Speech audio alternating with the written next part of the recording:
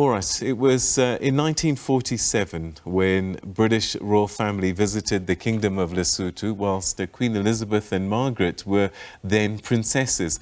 Their visit and close ties with Lesotho are remembered fondly by those who were close to the events of the time. This is Kingsway Street. It is the main street in the capital, Maseru, which was constructed specifically for the visit of the British royal family in 1947, as the events of the day are narrated by those who witnessed the visit. Meshumi Kitumi is an age mate to the Queen. Well, I think I'm senior by few weeks or so. This is why I had the Dutch courage to try and shout at the motorcade as it was passing through Kingsway to Pitso Ground in 1947.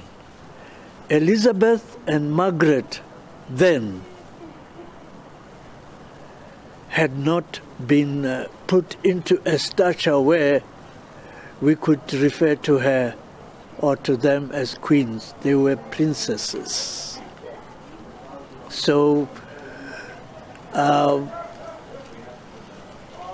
we came to Maseru 2 days before their arrival.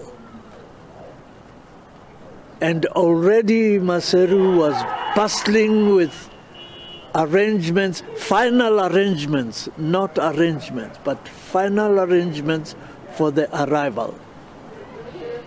They came by train from South Africa.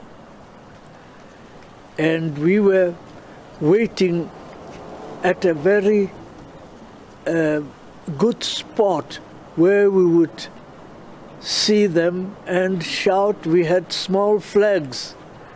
The Union Jack was flying. And the pomp for the visit was unparalleled in our experience. We had never seen anything like that, nor have we seen another like it after that. When you become a senior citizen, you tell stories. I do have some of those stories. I presented credentials to Her Majesty the Queen some years ago. As you may be aware, I was High Commissioner to London in 1982. And in that private conversation with Her Majesty, she observed one or two things. One was that I had a blanket on, and it was a rather warm,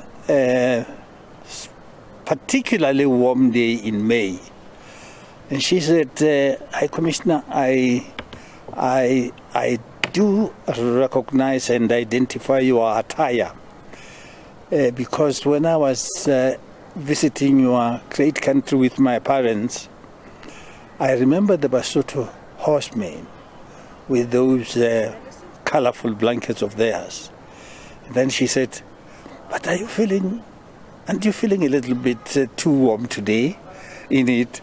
Which I was. Of course, there were two things involved there.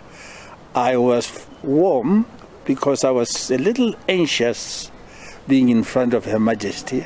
I was also warm because, as she observed, the temperatures outside were rather warm for May. And we talked about her visit. She said she was a young age, impressionable age. And one thing she was rather... she chuckled about was when I told her that, and then we got a tarred road for the first time from the border to the Pitso Ground. And I said, that road is still called the Kingsway. She chuckled a little bit about that. And she said, oh, so some of these visits do help in other ways. And I said, yes, that is quite so, Your Majesty. I'm Rapelang Radebe for SABC News, Masero, Lesotho. Well, let's cross now to Lesotho and join our correspondent, Rapelang Radebe. Rapelang, thanks so much indeed for joining us. I don't know, I mean, it's late in the day, late at night. When the news started filtering through Lesotho, what sort of reaction was coming out of the country? Indeed, Kadubedi and Peter, we started getting in of, I think, when the announcement started coming through that the Queen, Her Majesty, is not well late in the afternoon, and then sparked lots of interest. I think people taking to social media, some even changing their profiles.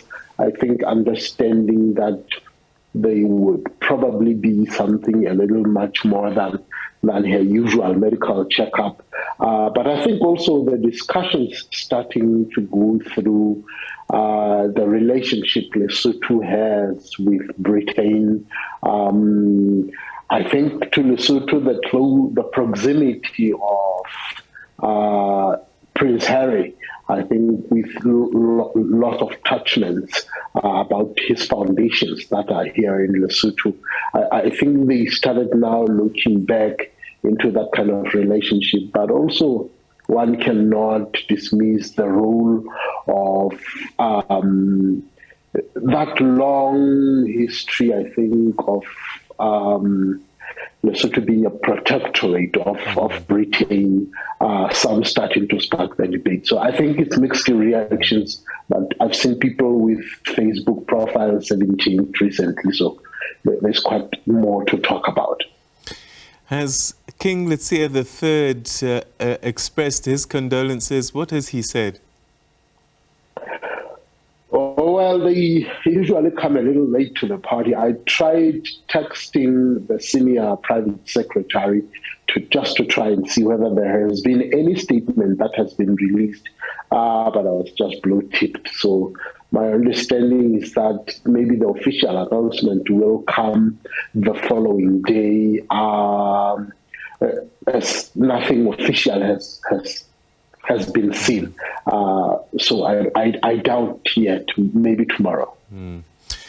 Given how prominent and important the royal family is in Lesotho, I guess there are many people in Lesotho who do watch the royals in the United Kingdom.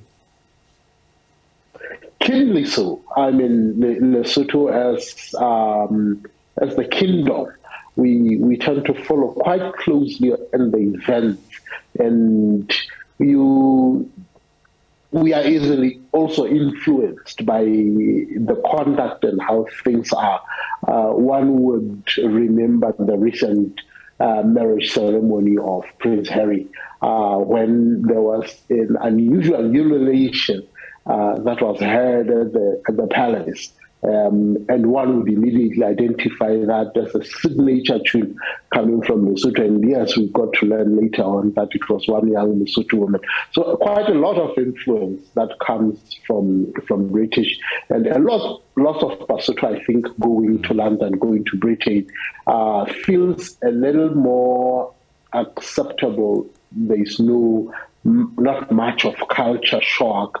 And even the Brits, I think, coming to Lesotho always feel a little bit more familiar with the situation, despite the long history, perhaps, of other things that have set out to be the two nations. But relatively, I think they have learned to appreciate and see Britain as an extension of some of them. Lots of trainings, exchange programs, going to Britain almost feeling like a second natural thing that is acceptable.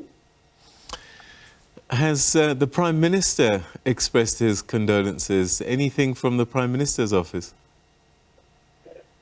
Nothing. I think the news came in a little late after the hours, and my understanding is that the Prime Minister is probably traveling overseas, if I remember correctly. Today, I think he's going to Japan, he'll be going to the US. So we have not really gotten anything from that particular angle to understand. But I think one would say the closest came, when I say I think in Africa, you start to understand the role of the British monarchy. I was in Rwanda last week and Prince Charles was there. And the amount of security details that was taking place in that particular area because of the naming ceremony he was attending, you would understand the role, I think, the proximity with Africa and the British. So I think it was just something one took note. And I'm trying to understand, had it been this particular week, maybe the situation would be totally different, talking about now the king at this point. All right, Rapelang, we're going to leave it there for the time being, but I'm sure we're going to catch up with you tomorrow once we start to get messages coming through from the King and also from the Prime Minister. But for this evening, thanks so much indeed for your time, Rapelang. Absolutely, we look to much more that to follow tomorrow. So.